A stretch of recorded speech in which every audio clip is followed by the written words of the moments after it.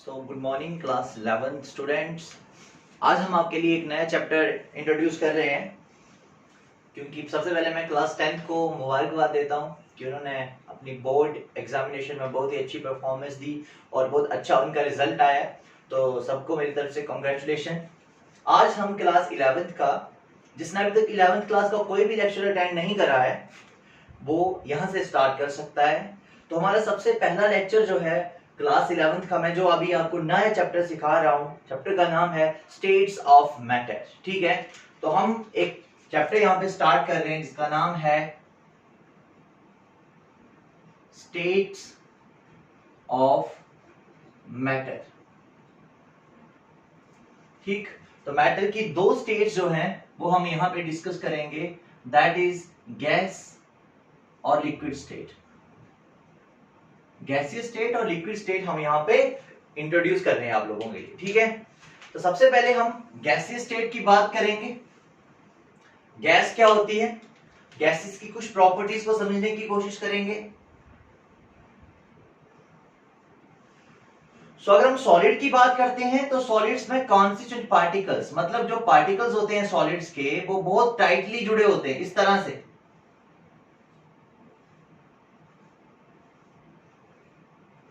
Solid में particle इस तरह से होते हैं, और जो लिक्विड होते हैं उसमें इसमें फोर्स ऑफ अट्रैक्शन बहुत स्ट्रांग होती है।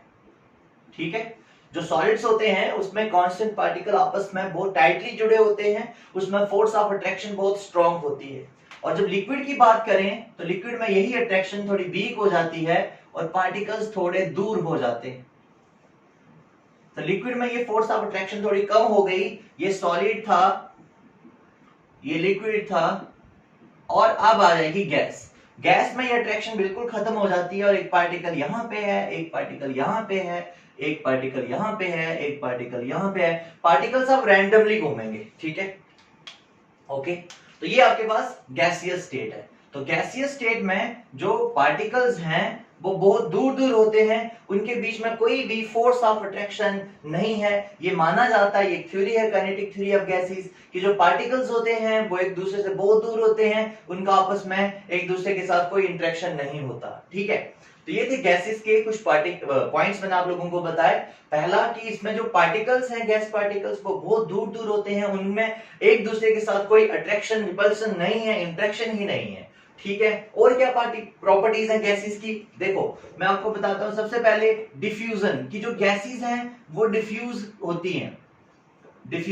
डिफ्यूजन का मतलब होता है कि पार्टिकल्स का, गैस के पार्टिकल्स का एक जगह से दूसरी जगह पे चले जाना। लेकिन कौन सी जगह से, जहां पे कंसंट्रेशन हाई होती है वहां से जहां पे कंसंट्रेशन लो होती है उस साइड चले जाना। जैसे एग्जांपल, मैं यहाँ पे डिओड्रेंट अगर यूज करता हूँ, यहाँ पे डिओ कोई भी यूज करता हूँ, तो उसकी जो फ्रेग्रेंस है वो दूर तक चली जाएगी, क्योंकि यहाँ पे उसकी कंसंट्रेशन ज्यादा थी जहां पे उसका यूज हुआ, और वहां पे चली गई यहाँ पे उसका यूज नहीं हुआ, वहां पे उसकी कंसंट्रेशन कम थी। जैसे हमारी एलपीजी है, जब कहीं पे लीकेज हो जाती है तो हमें पूरे कमरे में उसकी स्मेल जो है वो आती है, क्योंकि वहां पे सिलेंडर में उसकी कंसंट्रेशन ज्यादा है और बाहर उसकी कंसंट्रेशन कम है। तो हाई कंसंट्रेशन से जब पार्टिकल्स लो कंसंट्रेशन की तरफ मूव करते हैं तो उस प्रोसेस को हम डिफ्यूजन कहते हैं। और अगर गैसेस है तो ये गैसेस का फिनोमेना होता है, इसलिए इसको डिफ्यूजन बोल रहे हैं। तो diffusion is the movement of gas particles from the region of high concentration to the region of low concentration. तो गैसेस जो है वो डिफ्यूज भी करती हैं। ठीक, अगला हमारा पॉइंट है गैसेस की और कौन सी प्रॉपर्टीज होंगी,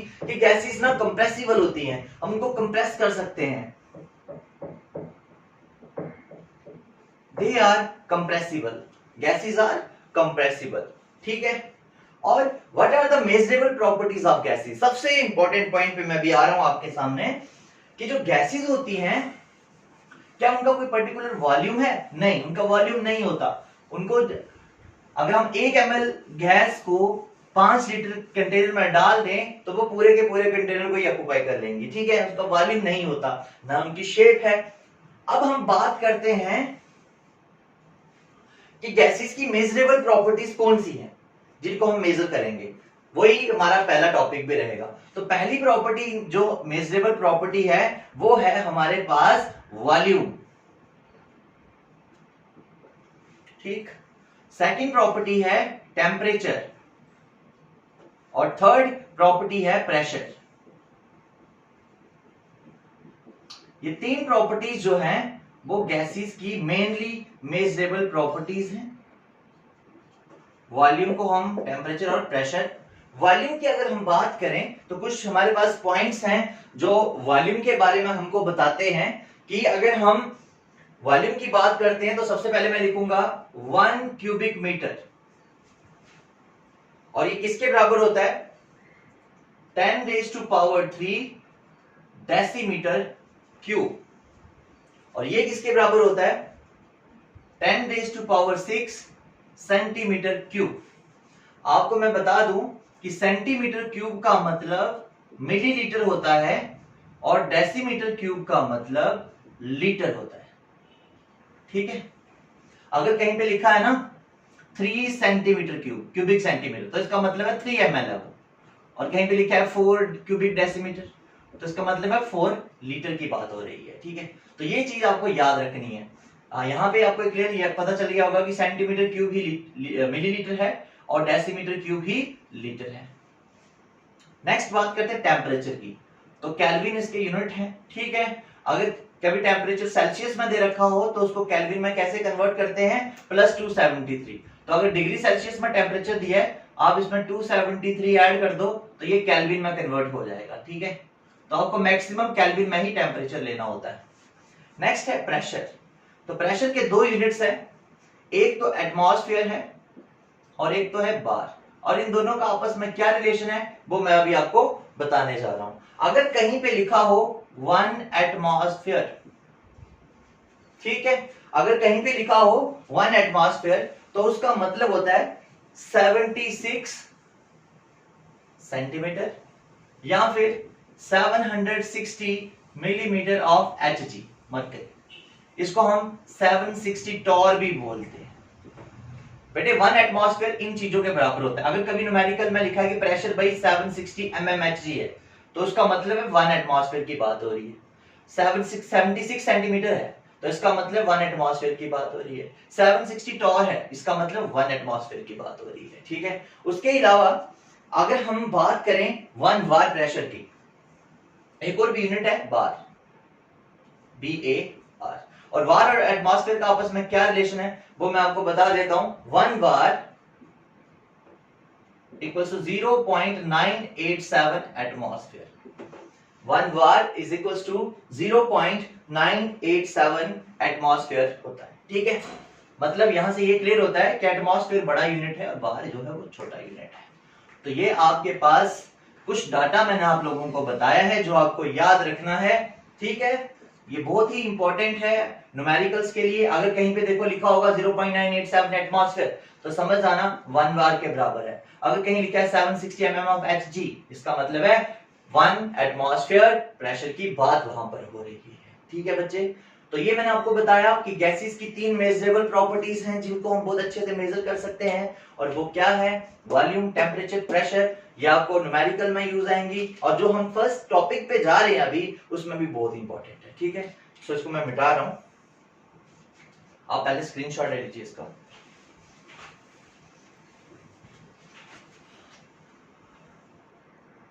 तो नेक्स्ट हम फर्स्ट टॉपिक पे आ रहे हैं, हम बोलते हैं इनको गैस लॉज।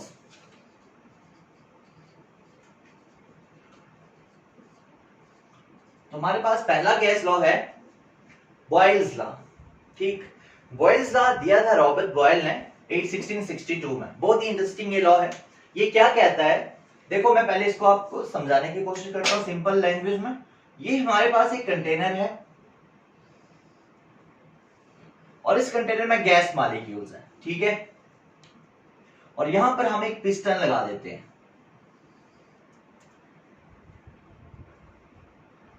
ठीक है, ये हमने एक पिस्टन लगा लिया। अभी ये सारे गैस के मॉलिक्यूल्स हैं, गैस ने ये पूरा वॉल्यूम ऑक्युपाई करा हुआ है।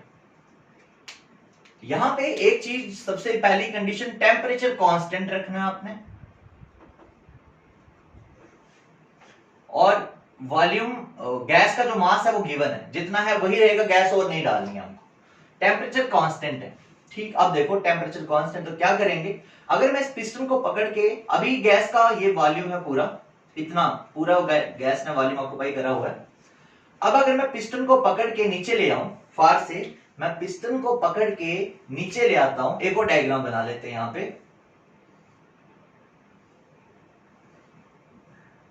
यहां पे ला लिया हमने piston,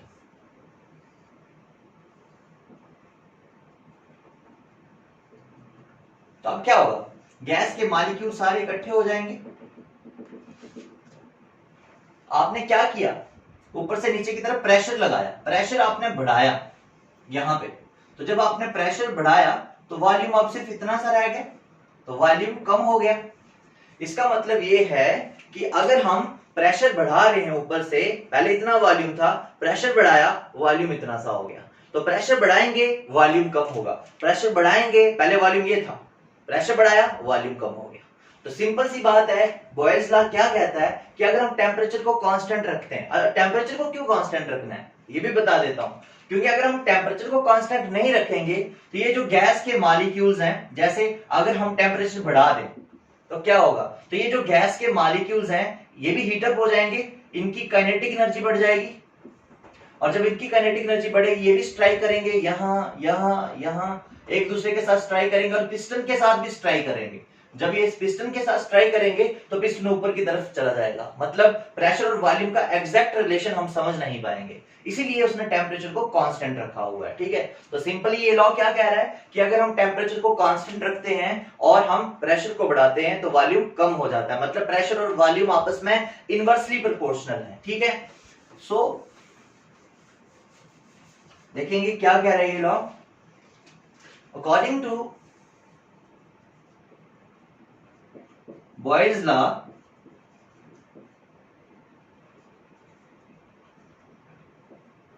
keeping the temperature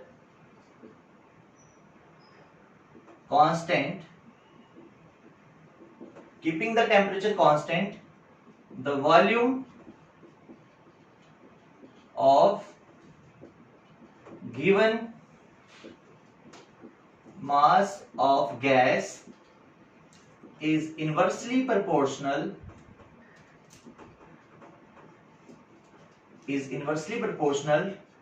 to the pressure।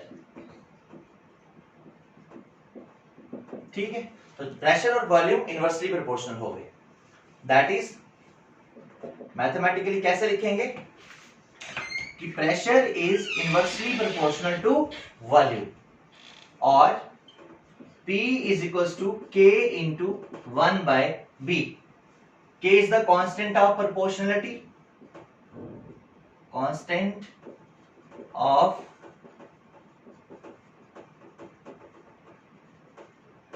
proportionality.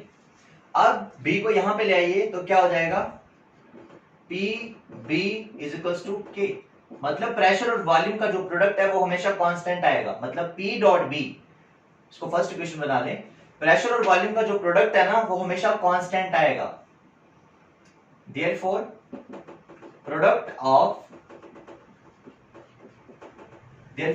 Of volume and pressure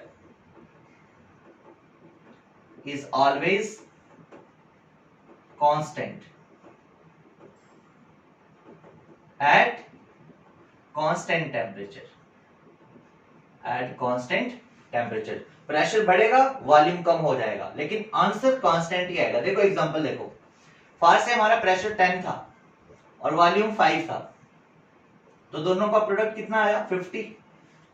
अब हमने क्या किया, इसको 5 कर देंगे ना तो ये 10 हो जाएगा, मतलब अगर प्रेशर 5 हो जाएगा तो वॉल्यूम 10 हो जाएगा, तो दोबारा से 50 ही आएगा, मतलब इन दोनों का जो प्रोडक्ट है वो हमेशा किसके बराबर आएगा, के कांस्टेंट के बराबर आएगा। यहां तक आपको समझ में आ गया, इसका स्क्रीनशॉट ले लीजिए।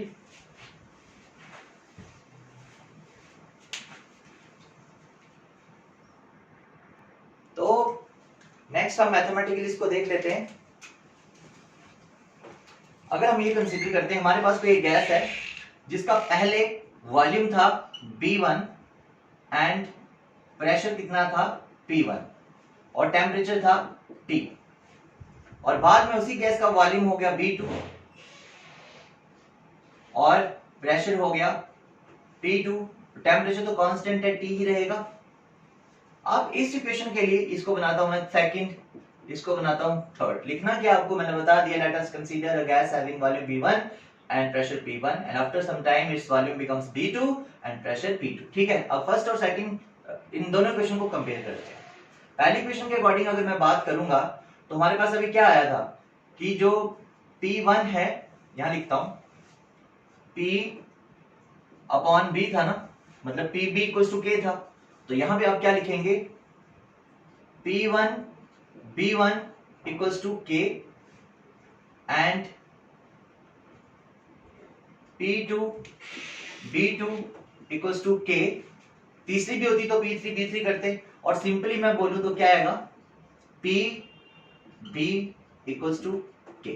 मतलब प्रेशर और वॉल्यूम का जो प्रोडक्ट है वो हमेशा ही क्या रहने वाला है, कांस्टेंट। क्लियर हो गया? यही लॉ कहता है हमारा कौन सा, बॉयल्स लॉ, कि प्रेशर और वॉल्यूम का जो प्रोडक्ट है वो हमेशा कांस्टेंट रहेगा। अब हम इसका एक ग्राफ प्लॉट करते हैं। ठीक है, अभी आपने देखा हमारे पास एक एक्सप्रेशन आया था P is equals to K into 1 by B, यही था ना। अब इसी एक्सप्रेशन को यूज करके हम थोड़े ग्राफ प्लॉट करते हैं। देखो ग्राफ कैसे आएंगे। सबसे पहले हम प्रेशर और वॉल्यूम का ग्राफ प्लॉट करते हैं। दोनों इनवर्सली प्रोपोर्शनल है, मतलब एक बढ़ेगा तो दूसरा कम होगा।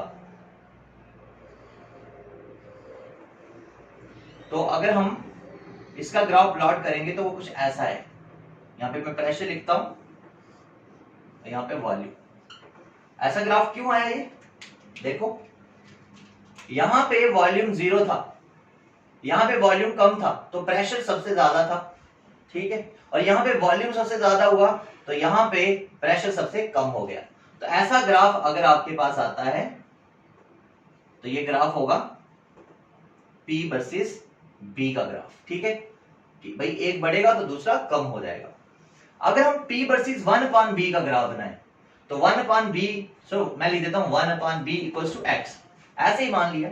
इसका मतलब P equals to K into x हो गया। अब x और P तो डायरेक्टली प्रोपोर्शनल है ना बेटे, डायरेक्टली प्रोपोर्शनल हमेशा कैसा होता है पता है, जैसे मैं लिख रहा हूं ना A इक्वल्स टू B, तो A और B डायरेक्टली प्रोपोर्शनल है। अगर मैं लिखता हूं A इक्वल्स टू 1/B, तो A और B आपस में इनवर्सली प्रोपोर्शनल है। लेकिन अगर मैं A और 1/B की बात करूं तो 1/B अभी भी A के बराबर ही है, तो ये दोबारा डायरेक्टली प्रोपोर्शनल हो गया। मतलब अगर हम एक ग्राफ प्लॉट करते हैं P वर्सेस 1/B के, तो अब ये डायरेक्टली प्रोपोर्शनल है, मतलब अब एक बढ़ेगा तो दूसरा भी बढ़ेगा, मतलब ऐसा ग्राफ आपका आएगा। ठीक है, लेकिन ये 1/B के अगेंस्ट था और ये B के अगेंस्ट था। Volume is inversely proportional to pressure, but pressure is directly proportional to 1/B। ये दोनों ही ग्राफ्स किसके हैं, बॉयल्स लॉ के हैं। ये 1/B के वर्सेस और ये, ठीक है। तो यहां पर हम इस टॉपिक को खत्म नहीं करेंगे, अभी ये पेंडिंग है, न्यूमेरिकल्स करेंगे इसके, बॉयल्स लॉ के। लेकिन आज का लेक्चर इतना ही रखेंगे। Thank you students, God bless you.